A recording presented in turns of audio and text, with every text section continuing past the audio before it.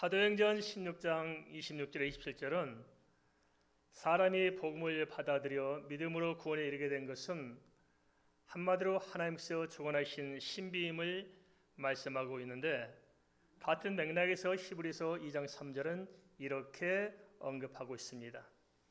우리가 이같이 큰 구원을 등한히 여기면 어찌 그 부흥을 피하리요? 이 구원은 처음에 주로 말씀하신 바요, 들은 자들이 우리에게 확증한 바니, 도대체 사람이 어디서 와서 어디로 가는지 그것조차 알지 못한 채로 제각기 자기 소견에 오른 대로 세상 욕망만을 쫓아 살았던 우리들이 어떻게 해서 이 죄와 사망으로부터 도움을 받아서 예수 그리스도 안에서 영원한 자유를 누리게 되었을까? 이걸 생각해보면 참 감사하지 않습니까? 그럼에도 한편으로는 받은 바 구원을 너무도 가볍게 여기시는데, 우리의 구원은 예수 그리스도의 피값임을 생각할 때 이는 정말 엄청난 특혜가 아닐 수 없을 것입니다. 게다가 한 사람 한 사람이 구원에 이르는 과정을 깊이 들여다보면 정말 신비스러운 일이 아닐 수가 없을 것입니다. 시간적으로 보자면은 에베소 1장 4절은 우리의 구원을 위한 하나님의 경륜은 창세 전부터 시작되었다고 말씀하고 있습니다. 그럼 우리의 구원이 언제부터 시작됐어요? 그렇습니다. 창세 전부터 시작됐다는 것입니다. 이거 어찌 상상할 수 있을까요? 그런가 하면 상황으로 보더라도 수많은 사건과 여러 가지 복잡한 관계와 삶의 다양한 형편을 퍼즐을 이렇게 맞춰 나가듯이 이렇게 맞춰서 하나님께서 우리를 구원의 자리에 설 수 있도록 이끌어진다는 사실을 생각할 때 우리의 구원은 참 신비스럽고 막대한 특혜가 아닐 수 없을 것입니다. 그러기에 에베소 2장 8절은 구원을 가리켜 하나님의 은혜된 것이요 하나님의 선물이라고 말씀하고 있는 것이 아니겠습니까? 그렇다면 하나님께서 한 영혼 한 영혼을 구체적으로 어떻게 인도하셔서 구원에 이르도록 하신 것일까요? 우리들은 그냥 어느 날 갑자기 내가 그냥 교회 왔다가 예수 믿었다 이렇게 단순히 생각할 수 있습니다. 그러나 말씀드린 대로 우리가 구원에 이르기까지는 하나님의 정말 오묘한 섭리, 오랜 시간 속에서 경륜을 펼쳐온 하나님의 작품이 아니겠습니까? 먼저 사도행전 8장 25절에서 40절 말씀을 좀 같이 보겠습니다. 사도행전 8장 25절에서 40절은 하나님께서 우리에게 구원을 베푸신 그 모든 경륜을 이렇게 담고 있습니다. 함께 읽습니다. 주의 사자가 빌립에게 말하여 이르되 일어나 남쪽으로 향하여 예루살렘에서 가사로 내려가는 길까지 가라니. 25절입니다. 남쪽으로 향하여 예루살렘에서 가사로 내려가는 길까지 가라니 그 길은 광야라. 일어나 가서 보니 에디오피아 사람 곧 에디오피아형 간닥의 모든 국고를 맡은 관리인 내시가 에베아로 예루살렘에 왔다가 돌아가는데 수레를 타고 선지자 이사야의 글을 읽더라. 제가 말씀을 좀 잘못 드렸네요. 숫자를. 사도행전 8장 26절 28절은 예루살렘에 에베아로 왔다가 돌아가는 수레 안에서 이사야서를 읽고 있는 한 사람을 클로집에서 보여주고 있습니다. 이 내시는 비록 에베아로 예루살렘까지 먼 길을 찾아오긴 했지만은 그러나 예루살렘에서 영적인 답을 찾지 못해 갈급증이 풀리지 않았던 것 같습니다. 오늘 우리는 어떻습니까? 이 시대에도 영적으로 확실한 답을 찾지 못해서 많은 사람들이 방황하고 있는 것이 아닐까요? 그래서 교회를 떠나 이리저리 그냥 헤매고 있지만은 그러나 정작으로 예수 그리스도 안에 있는 이 갈급증을 해결할 수 있는 말씀을 만나지 못해서 표면적으로는 크리스찬이지만 사실은 넌 크리스찬으로 살아가는 사람들이 적지 않을 줄 압니다. 그렇지만 영적인 해답은 에베당에 있는 것도 아니고 예루살렘에 있는 것도 아니고 그 어느 곳에 있는 것도 아닐 것입니다. 그럼 우리의 구원은 어디 있느냐? 그것은 바로 하나님의 말씀 안에 있다는 것입니다. 그러기에 에디오피아 내시 역시 이사야 53장을 붙들고 있었을 것입니다. 한데 안타까운 것은 말씀을 들여다보면서도 말씀이 열리지 않아 무슨 의미인지 도무지 알 수가 없었다는 것입니다. 성경 말씀을 읽는데 도무지 안 들어오는 경우가 있죠, 그죠? 도무지 깨달아지지 않고 믿어지지도 않고 들어오지 않는 경우가 많이 있을 줄 압니다. 한데 이러한 내시의 중심을 아시고 성령께서는 빌립에게 사자를 보내서 남쪽으로 향하여 예루살렘에서 가사로 내려가는 길까지 가라고 지시하셨습니다. 그리고 동시에 그 길은 광야의 길이라고 언급하셨습니다. 이 말씀을 받은 빌립의 입장에서 한번 생각해 보십시다. 사람의 입장에서 생각해 볼 때 복음을 전하기 위해서는 사람이 많은 도시로 가야 될까요? 광야로 가야 될까요? 도시로 가야 마땅하지 않겠습니까? 그런데 왜 성령님께서는 도시로 가라 하지 않고 광야길로 가라고 그렇게 말씀하실까요? 사람이 없는 광야로 가서 뭘 어쩌겠다는 것입니까? 그렇지만 사람의 생각과 달리 하나님의 생각은 더욱 깊고 오묘하다는 사실을 우리가 안다면은 왜 하나님께서 그렇게 하셨는지 충분히 납득할 수 있을 것입니다. 우리도 늘 이런 갈등을 겪습니다. 내 생각을 가지고 하나님 뜻에 우리가 반하는 경우가 얼마나 많습니까? 그러다 보니까 우리가 은혜의 깊이 못 들어가는 경우가 참 많습니다. 나의 이 껍질, 이걸 깨고 나가야 되는데 이 껍질에 가둬 있음으로 말미암아서 하나님을 만나지도 못하고 제 삶을 감당하지도 못한 채 자꾸 이렇게 우리가 방황한 것이 아닌가 싶습니다.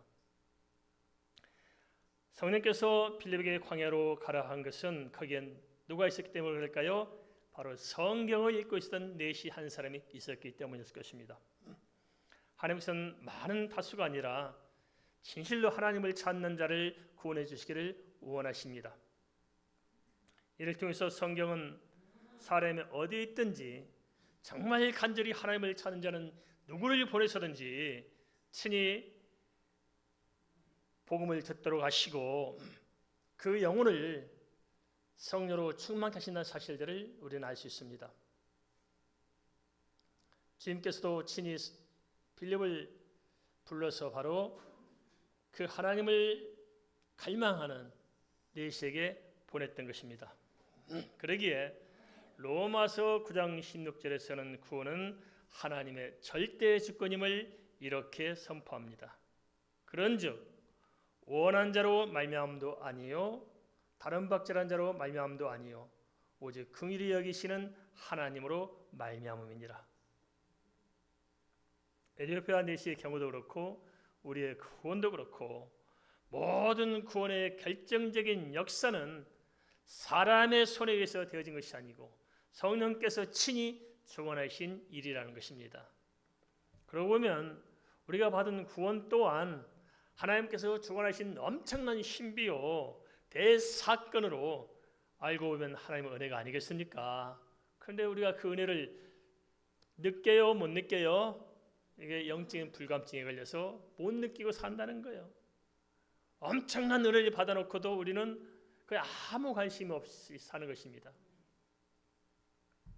이러한 영적인 불감증에서 우리가 깨어났으면 참 좋겠습니다. 일어나야 됩니다.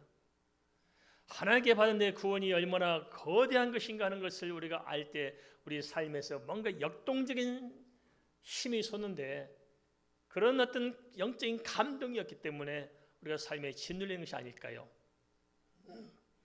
사람을 구원하는 성령의 역사는 얼마나 섬세한지 말할 수 없습니다. 사도행전 8장 29절에 31절 좀 보겠습니다. 사도행전 8장 29절에 31절 말씀 같이 읽겠습니다. 성령이 빌립더를 이르시되 이 수레로 가까이 나아가라 하시거늘 빌립이 달려가서 선지자 이사야의 글 읽는 것을 듣고 말하되 읽는 것을 깨닫느냐 대답하되 지도해 주는 사람이 없으니 어찌 깨달을 수 있느냐 하고 빌립을 청하여 수레에 올라 같이 앉으라 하니라. 사도행전 8장 29절 31절 다시 정리하자면 그렇습니다. 성령께서는 빌립에게 내시가 타고 있는 수레에 이르게 하시고 직접 그에게 가까이 가도록 말씀하셨습니다. 빌립이 가까이 가자 이사야서를 읽고 있는 것이 들렸고 빌립이 읽는 것을 깨닫냐 묻자 내시는 가르치는 사람이 없는데 어찌 깨닫겠냐고 대답합니다. 그러면서 도움을 받고자 빌립을 술에 타게 해서 자기 옆자리에 앉힙니다. 표면적으로 보면은 빌립과 네시라는 두 사람 관계에서 일어난 사건처럼 보일지 모르지만은 그러나 우리가 깊게 들여다본 그 배후에 누가 있었어요? 성령께서 계신 것입니다. 성령께서 빌립의 마음을 감동해서 그 자리에 앉히셨고 또 성령께서 이 에디오피아 네시의 마음을 감동해서 빌립을 청해서 옆자리에 앉게 하신 것을 우리는 알 수 있습니다. 이처럼 우리가 받은 구원은 하나님의 섬세한 계획과 섭리 가운데 되어지는 것입니다. 사도행전 8장 29절 31절은 성령이 수고하시는 구원의 역사에 대해서 몇 가지 시사점을 내포하고 있습니다. 첫째는 뭐냐? 성령께서는 사람을 통해서 일하신다는 것입니다. 그럼 우리가 하나님께 쓰임 받는 것이 얼마나 복이고 하나님의 은혜에 임당하는 것이 얼마나 복이겠습니까? 실제로 고린도전서 1장 21절도 이렇게 말씀하고 있습니다.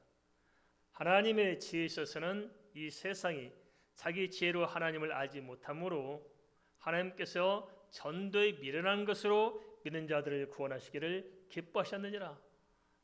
이렇게 하나님이 작정해 놓은 거예요. 누굴 통해서? 사람을 통해서 영혼을 구원하시도록 작정해 놓았기 때문에 하나님께서는 사람을 통해서 역사하시는데 문제는 우리가 그 사명을 받고도 우리 몫을 감당하지 않으면 어떻게 돼요? 이게 참 우리가 깊이 생각해 보면 하나님의 구원의 역사를 우리가 거부하는 것이 아니겠습니까? 두 번째로 만남의 축복이 중요하다는 것입니다. 사람의 인생도 그렇습니다. 누구를 만나에 따라 인생이 달라져요. 좋은 남편, 좋은 아내, 좋은 부모, 좋은 자식, 좋은 상사, 좋은 동료 직원. 누구를 만나에 따라 참 인생이 달라집니다. 교회도 마찬가지 아니겠습니까? 좋은 성도, 좋은 목사, 좋은 권사님, 좋은 집사님, 좋은 장로님 만남에 따라서 우리의 신앙이 달라질 수도 있을 것입니다. 영적인 세계에서 보면 그런데 영적으로 맞는 사람들끼리 하나님께서 만나게 하시는 것 같습니다. 이단 사이비들은 거짓 복음을 좋아하는 사람들은 자기들끼리 열심히 모이잖아요. 그리고 세상적인 것을 좋아하는 사람은 세상적인 좋아하는 끼리 만나고 하나님을 사랑하고 복음을 가격하는 사람은 그런 사람끼리 모이게 되고 그런 것 같습니다. 빌립과 네시 역시 마찬가지였습니다. 정말 하나님의 은혜를 갈망했던 네시, 정말 성령에 부질렸던 빌립. 그래서 하나님은 자연스럽게 두 사람을 만나도록 선히 인도해 주셔서 서로 만나도록 함으로 하나님의 영광을 나타내신 것일 것입니다. 셋째, 하나님께서 빌립에게 네시 한 사람을 만나도록 광야로 보내신 것은 사람의 생각으로는 참 이렇게 좀 손해보는 장사 같을지 모르겠습니다만 아닙니다. 하나님께서 바라볼 때는 굉장한 비전이 있었습니다. 그게 뭐냐? 한 사람에게 하나님께서는 집중하신다고 하십니다. 이 네시 한 사람 하나님 집중하셨어요. 표면적으로 보면 왜 한 사람이 아니라 다수를 이렇게 좀 해야지 아닙니다. 한 사람이 집중했지만 이 한 사람 네시가 변화될 때 에디오피아의 복음 전도의 큰 문이 열리는 것입니다. 이 시대 우리도 마찬가지입니다. 정말 제대로 하나님 알고 제대로 성령에 붙들 한 사람에 의해서 또 누군가의 전도의 문이 열리게 되는 것이고 그렇게 이어지면서 결국 민족이 복음화되고 세계가 복음화되는 것입니다. 이게 하나님의 방법입니다. 한 사람이 중요합니다. 교회도 마찬가지입니다. 한 사람 한 사람이 중요합니다. 동의하십니까? 한 사람이 중요해요. 넷째, 기독교 신앙의 근거는 무엇인가 하는 점을 다시 살펴볼 필요가 있다는 것입니다. 기독교 신앙은 에디오피아 네시를 통해 알 수 있듯이 하나님 말씀을 깨달아 알고 믿는 데 있습니다. 세상의 모든 종교는 종교심이 신앙의 중심에 있지만 기독교 신앙은 이 종교심을 뛰어넘어서 하나님께서 말씀하신 이 계시의 말씀을 깨달아서 알고 믿는 데 있다는 것입니다. 요한복음 3장 11절에서 주님께서 이렇게 말씀하십니다. 진실로 진실로 내게 이르노니 우리는 아는 것을 말하고 본 것을 증언하노라.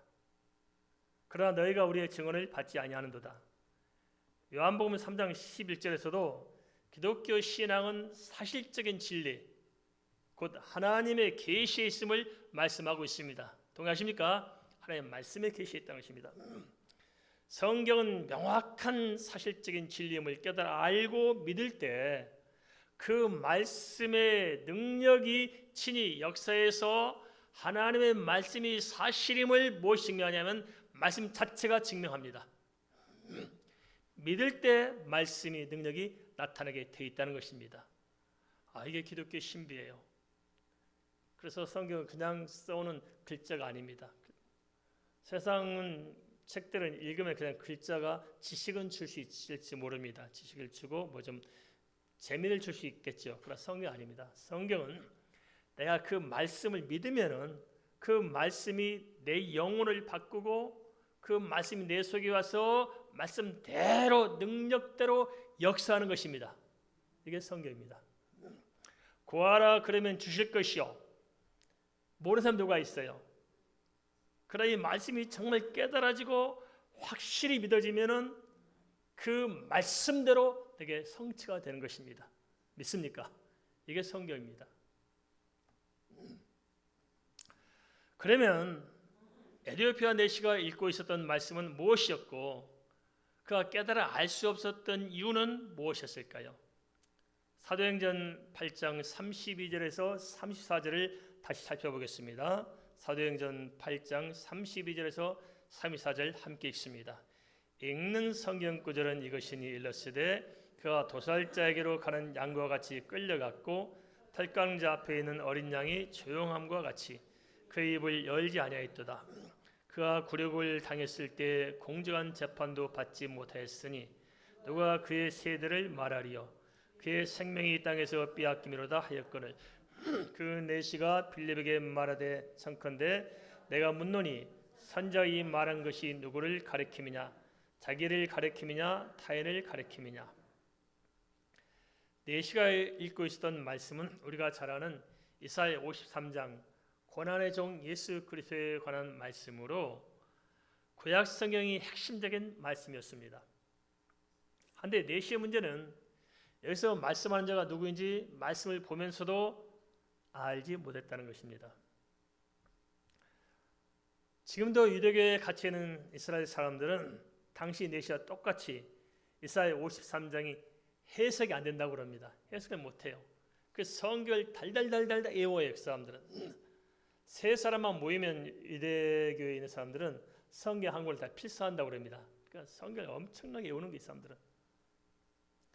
그렇게 성경을 잘 알고 있는데도 불구하고 다 암송하고 있는데도 불구하고 이사야 53장에서 말씀하는 사람이 누구인지 지금도 해석이 안 된다는 거예요.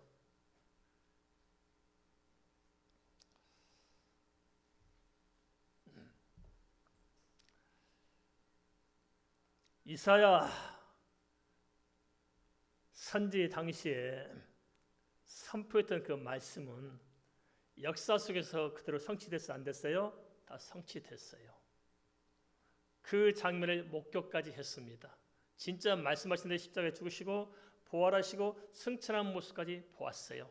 그럼에도 불구하고 시시비비가 많을 뿐이지 믿지 못하고 알지 못합니다.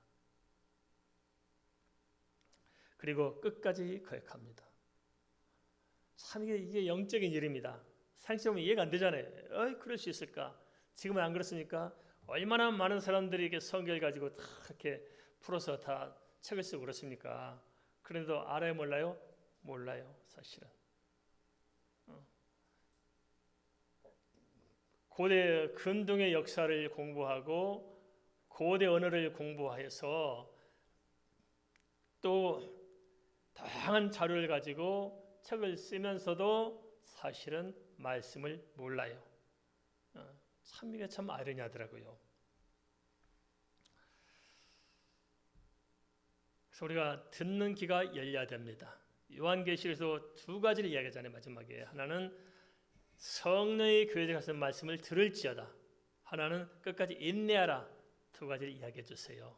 실질적인 현실적인 우리 문제가 아닌가 싶습니다. 성령이 하시는 말씀을 들어야 돼요.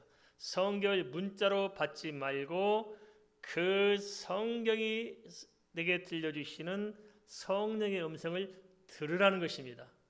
그걸 못 듣는 거예요. 사람들이 문자만 보고 있을 뿐이지.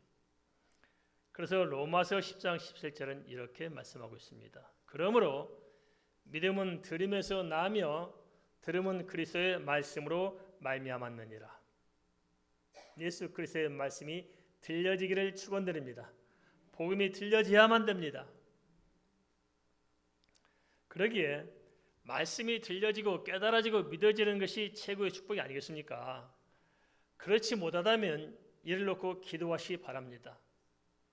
정말 하나님의 말씀이 내 안에 도와서 그 말씀이 내 속에 역사해야 되는데 이게 예수 믿고 사는 것인데 이게 없는 경우 말씀을 들어도 그렇고 안 들어도 그렇고 뭐 이렇게 산다면은 이걸로 깊이 기도해 보셔야 됩니다.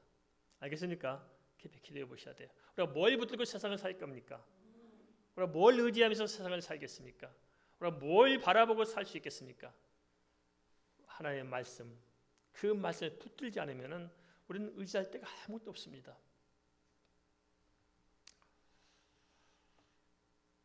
그러면 왜 이렇게 말씀이 와닿지 않고 깨달지 않는 것일까요?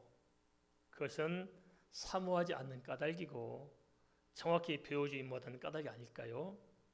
한편으로는 배웠어도 깨달지 않는 것은 내 심령이 메말라서 정말 간절하면 하나님을 구해야 되는데 구하지 않기 때문에 성령께서 하시는 음성을 내가 들여내지 못하고 무시하거나 거역해서 그런 것이 아닐까요? 그래서 우리가 좀 진지하게 이 문제를 좀 고심할 필요가 있습니다. 정말 나는 하나님의 말씀이 믿어지는 것인가? 어떻습니까? 말씀이 믿어집니까? 안 믿어집니까? 믿어집니까? 믿어보려고 노력하시죠? 노력해서 되는 게 아닙니다. 믿어져야 됩니다. 알겠습니까? 노력을 열심히 하시는 분들 계셔요. 그러나 노력한다고 되지 않습니다. 하나님의 은혜가 필요합니다. 믿어져야 됩니다. 이거 없이 예수 믿으면 신앙생활이 너무 칙칙하고 답답합니다. 힘이 들어요. 재미가 하나 없습니다. 교회 가는 것이 도살장 끌려가는 것처럼 힘들어요. 그러나 진짜 하나님의 말씀이 믿어지고 깨달아지고 내 안에서 역사하면은 마음의 정서가 바뀝니다. 삶이 바뀌어요. 예수 믿는 게 재미가 생기고요. 기도가 열려지고 하나님의 은혜가 내 삶에 푹푹푹 쌓여가기 시작합니다. 이게 예수 믿는 거 아니겠습니까? 우리가 알아야 할 것이 있습니다. 그건 종교와 복음의 차이점입니다. 뭐냐? 종교는 사람의 종교심을 만족하는 게 중요해요. 그리고 이 땅에서의 축복이 중요할 수 있습니다. 그런데 우리도 이런 식으로 예수 믿는 사람들이 많아요. 뭔가 내가 종교심을 만족하려고 하고 이 땅의 축복을 좀 어떻게 받아보려고 이러고 있다는 거예요. 그러나 우리가 믿는 기독교는 그런 정도 수준이 아니라 그 이상이라는 것을 알아야 됩니다. 알겠습니까? 그 이상입니다. 그 이상. 그것이 아니고 그 이상의 것을 우리는 추구하는 것입니다. 그래서 우리가 믿는 신앙은, 기독교 신앙은 우리가 도대체 누구를 믿느냐는 믿음의 대상이 중요합니다. 뭐가 중요하다고요? 믿음의 대상이 중요해요. 누구를 믿느냐? 믿음의 대상이 중요하고 또 우리가 믿는 믿음의 내용이 중요합니다. 이 내용이 사실이냐 아니냐 하는 게 중요하다는 것입니다. 사실이 아니면은 우리의 믿음은 헛것입니다. 부활이 없는데 부활이 있다고 믿으면 우리가 불쌍한 자 아니겠습니까? 고린도전서 15장 바울이 주장했던 말씀대로 부활이 없는데 부활이 있다 하고 다닌 것은 이건 진짜 한심한 인간들입니다. 하나님이 안 계신데 하나님 계시다고 믿는 건 진짜 한심한 일입니다. 예수가 우리의 대속자가 안 되는데 예수 믿고 살면 구원받는다고 말하는 것 자체가 정말 한심하게 짝이 없는 겁니다. 그러나 반대로 진짜 주님이 부활하셨고 진짜 천국이 있고 진짜 지옥이 있고 하나님의 말씀이 사실이라면은 이것을 믿는다는 것은 엄청난 대사건 아니겠습니까? 그래서 우리는 중요한 것은 다른 게 아니에요. 뭐 종교심을 만족한다 이게 아니에요. 좀 찬양 맺고 불렀더니 마음이 좀 은혜가 되더라 이런 정도가 아니고 우리는 믿음의 대상이 중요하고 믿음의 내용이 중요한 것입니다. 그래서 믿음의 내용이 정확히 내게 임하고 믿음의 대상과의 정확한 만남이 있으면은 그런 정도가 아니고 아예 뛰어넘어서 내 인격이 바뀌고 삶이 바뀌고 운명이 바뀌고 영원한 세계가 바뀌는 것입니다. 인생을 송두리째 뒤바꿔 놓는 것입니다. 이게 예수 믿는 것입니다.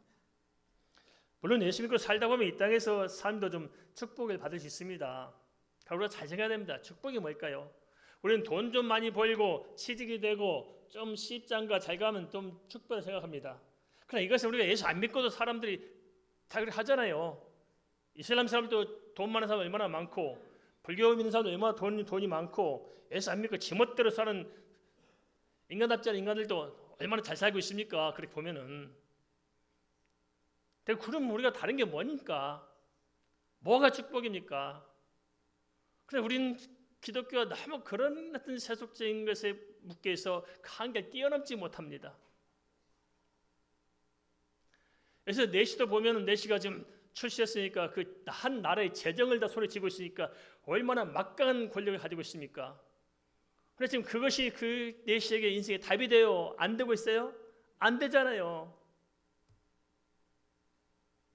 우리는 그 이상 은과 금이 아니라 예수 이름이 우리에겐 필요한 것입니다.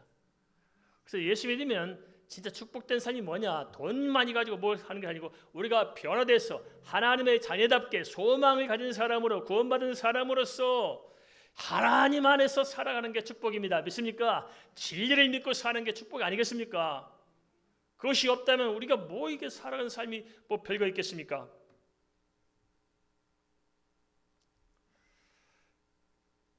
그러기 위해서는 우리가 무엇보다도 하나님의 말씀 안에서 내가 변화를 받아야 됩니다. 은혜를 받아야 됩니다. 성령의 충만한 은혜를 받아야 한다는 것입니다. 그래서 그 말씀이 믿어지면은 진짜 말씀이 내 눈을 열어서 볼 걸 보게 만들고 그 말씀이 능력이 돼서 내 혈관 속에 흐르게 되어 있습니다. 그래서 고난 중에도 뛰어넘을 수 있는 지혜가 생기는 것이고 무슨 일을 만나든지 두려워하지 않고 담대하고 근심 걱정이 없는 사망을 뛰어넘어서 진리 안에서 자유하게 만들어준 것입니다. 이게 우리가 믿는 기독교 신앙이 아닐까요? 그러기에 내가 믿는 믿음의 대상이 불분명하고 내가 믿는 믿음의 내용들이 불확실하다면 우린 정말 불쌍한 자에 지나지 않다는 사실들을 알아야 합니다. 나는 좀 한심한 인간이구나. 예수 믿는 교회 다니지만은 도대체 내가 누굴 믿고 사는지 모르겠다. 뭘 믿고 사는지 모르겠다. 이렇다면 정말 불쌍한 사람이란 것입니다. 우리가 진정으로 예수 그리스도를 믿고 거듭나 성령의 붙들어 산다면 예수 그리스도께서는 유일한 그리스도이기에 우리는 어떠한 환경이나 어떠한 상황이나 어떠한 문제가 있을지라도 우리는 소망이 있는 것입니다. 믿습니까? 항상 소망이 있는 거예요. 우리에게는. 바울 사도의 경우도 보면 그렇잖아요. 바울이 조만간 순교의 쓴 잔을 마시게 하는 그 앞에 서 있잖아요. 그런데 뭐래요? 바울이 절망하고 있어요? 소망하고 있어요? 소망하고 있어요. 지금날에 받을 멸류관을 바라보고 있습니다. 죽음 앞에서라도 죽음을 뛰어넘는 소망이 있는 것, 그것은 하나님의 언약의 말씀, 예수 그리스도의 그 놀라운 대속의 약속이 그 안에 있기 때문에 그렇지 않겠습니까? 따라서 정말 중요한 일은 예수 그리스도를 깨달아 알고 믿는 것이고 그 은혜 안에서의 믿음으로 강력해지는 것이 아닐까요? 막연하고 수상적인 믿음이 아니라 확고하고 정확한 믿음에 우리가 설 수 있어야 할 것입니다. 그것은 에도피아 내시처럼 말씀을 붙들고 그 말씀 안으로 들어가는 것입니다. 에도피아 내시가 겪었던 영적인 갈증은 빌립을 만남으로 풀어지게 되었는데 좀 말씀을 좀 보겠습니다.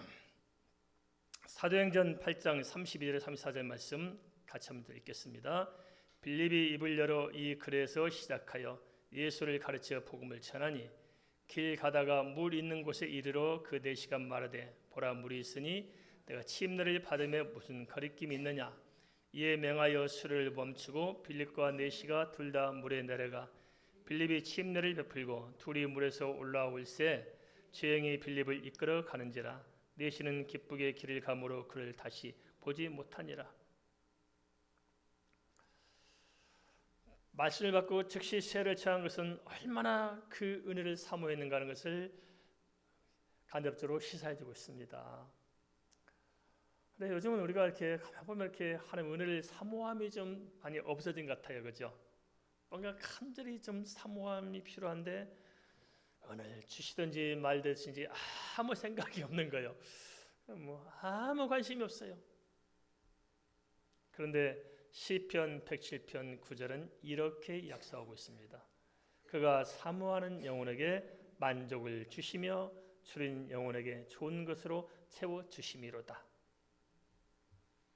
사도행전 8장 32절에서 34절에서 우리는 몇 가지 시사점을 볼 수 있습니다. 첫째는 말씀을 깨달아 알고 진실로 믿으면 그 말씀이 한 인간의 지정의뿐만 아니라 인생의 모든 것을 친히 이끌어 가신다는 것입니다. 에디오피아 내시는 오늘로 치면 나라의 재무장관 정도 막강한 권한을 가진 사람이었지만 그의 인생에서 가장 중요한 것은 무엇이었던가를 알고 있었습니다.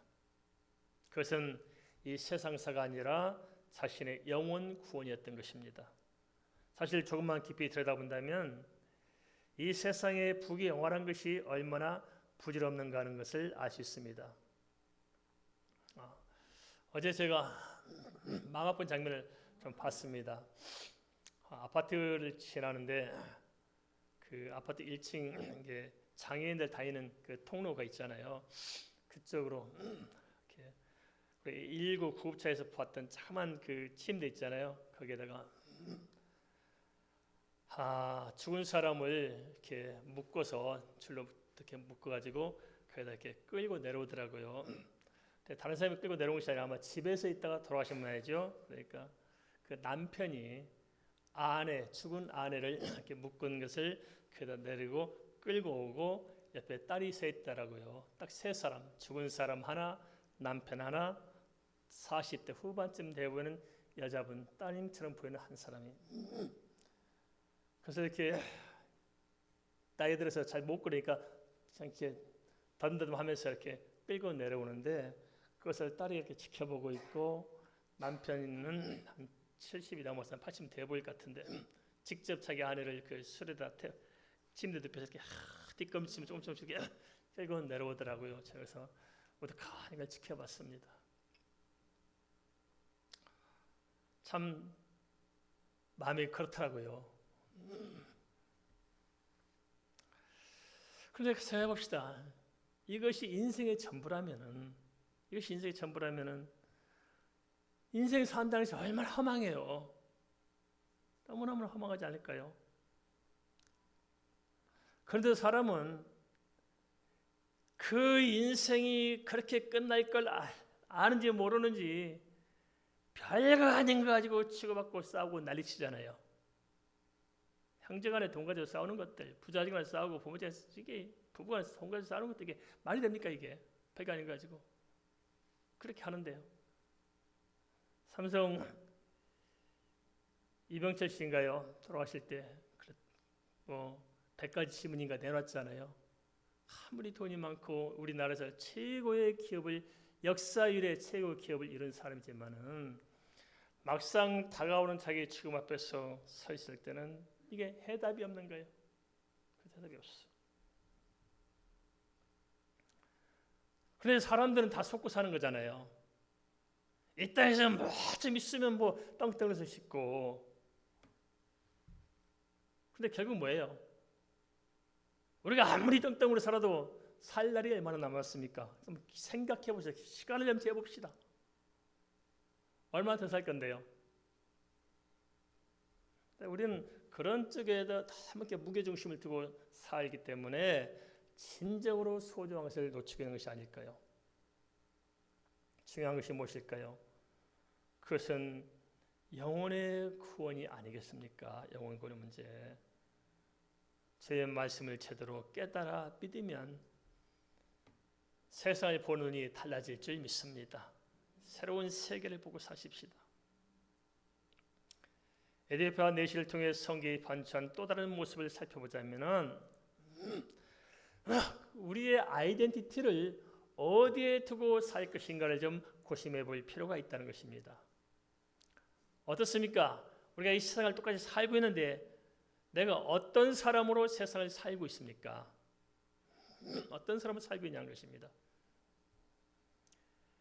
에디오피아 내시가 빌립에게 세를 요청한 것은 권력을 지닌 내시로서 요청한 것이 아니라 죄 가운데 죽을 수밖에 없는 초라하기 짝이 없는 한 명의 인간으로서 부탁한 게 아닐까요? 우리는 어떻게 살아가고 있습니까? 주어진 내 세상에 직함을 가지고 살고 있습니까? 아니면 한 명의 크리스찬으로 살고 있습니까? 어떤 분이 제게 명함을 주는데요, 세상에 앞에다도 이력을 다 못 써서 뒤에도 장글씨를 빽빽이 쓴 난 20개를 써놨어요. 무슨 뭐 학교 무슨 몇 반 장학회 무슨 학부모 회장까지 해서 뭐 그래 제가 쓱 봤더니 내놓을 만한 건 한 개도 없대 또. 그렇죠? 명함 많이 쓴 사람 치고 내놓을 게 하나도 없는 것 같아요. 장례식에 가봤더니 그러대요. 어느 장례식에 가봤더니 화환이 보내는데 딱 한 기자만 써있대요. 제가 직접 봤는데 대통령 하고 이름 딱 쓰고 하나밖에 없더라고요. 보니까 복잡하지 않아요. 근데 우리는 별것도 아닌 걸 가지고 한량한 것들을 가지고 거기 의지하면서 그걸 가지고 몸부림치면서 그것이 마치 나인 것처럼 착각하고 살 때가 얼마나 많냐는 것입니다. 교회도 보면 그런 것 같더라고요. 그래서 어떤 분들은 진짜 이렇게 오시라면은 자존심을 탁 걸어놓고 그 자존심 못 오신 분이 계셔요. 왜 그러냐? 내가 교회 가려면 최소한 그냥 제니시스도 몰고 비수도 대동하고 딱 땅덩어리 가면서 딱 이렇게 좀 뭐 힘주고 뭐 행세해볼 뭐가 되면 교회 오고 싶은데 그게 안 되니까 못 온다는 거예요. 이게 얼마나 인간이 참 답답한지 모르겠습니다. 열왕기하 5장에 보면 나만 장군이 나옵니다. 나만이 하나님의 은혜를 받고 몸에 회복된 것은 그가 장군이었기 때문에 회복됐습니까? 말씀대로 자기를 버리고 물속에 기어 들어가서 그렇습니까? 후자예요, 전자예요? 후자입니다. 다윗의 이대한 점도 그렇습니다. 다윗의 시편을 보세요. 다윗이 왕으로서 시편을 썼어요. 하나님의 한 어린 양으로서 제 백성으로서 시편을 썼어요. 전자예요, 후자예요? 후자예요. 그래서 무슨 말이냐? 다윗은 왕이었지만 일생은 왕으로 살았던 게 아닙니다. 하나님 앞에서 은혜를 갈망하는 한 사람의 믿는 믿음의 사람으로 살았던 것입니다.